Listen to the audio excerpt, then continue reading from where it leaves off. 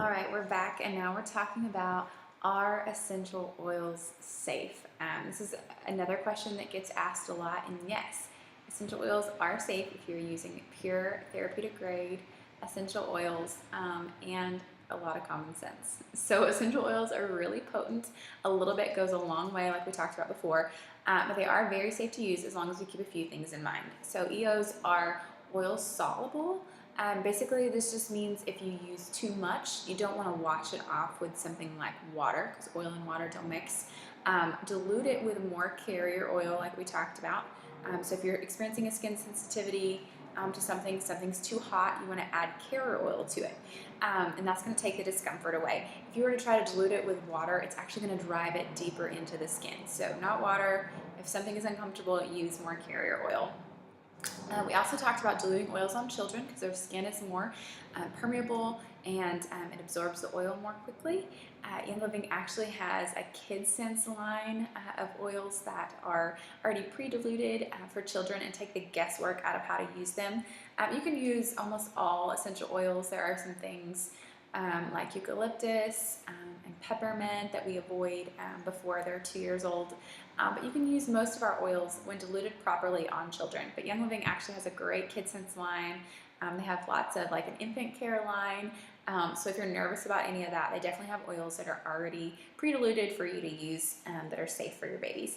A great resource to check out if you are using essential oils on babies is called Gentle Babies by Deborah Rayburn. You can find it on Amazon for like $11 maybe, but I love it because it takes the guesswork out of using essential oils if you're pregnant or if you have an infant, and then from children on up to 6 years old. Great resource.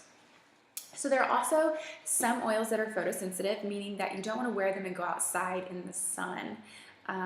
As in, like, you wouldn't want to wear them on exposed skin. So like today I've got a sleeveless shirt on. If I was putting oils on my shoulder or on my face, you want to make sure and just be careful. So those are mostly citrus oils like grapefruit or lemon, and it's going to say on your bottle if it's photosensitive. So just check the bottle if you're going to use them on exposed skin. Super easy.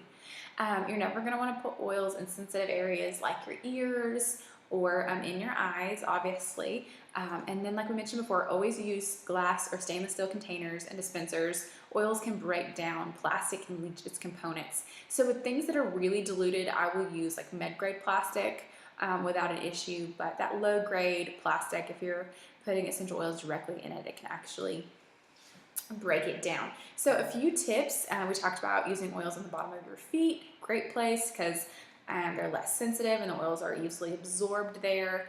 If you want to drive your oils in farther, you can actually put a warm compress on top of them, like a wet washcloth. We talked about water actually driving oils in, so a wet, warm washcloth could actually drive something in deeper if you wanted to do that. If you're going to take a bath, so one of the ways I love using my essential oils is in a bath. Super relaxing, calming, great way to end the day. But you're going to be sure and put them into Epsom salt first. So the salts give the oils a vehicle to help disperse them throughout the water instead of just like sitting in large spots on the water. So put them in your Epsom salts first and then Epsom salts in the bathtub. Great way to use them. When you're using your oils internally, please y'all stick to the Vitality line of oils to ensure that you're ingesting oils that are safe for internal use. For hot or strong smelling oils, you can place those in a vegetable capsule with your carrier oil. Next up, we're going to get into the nitty gritty of all the oils that I like to recommend for newbies. So I'll be right back.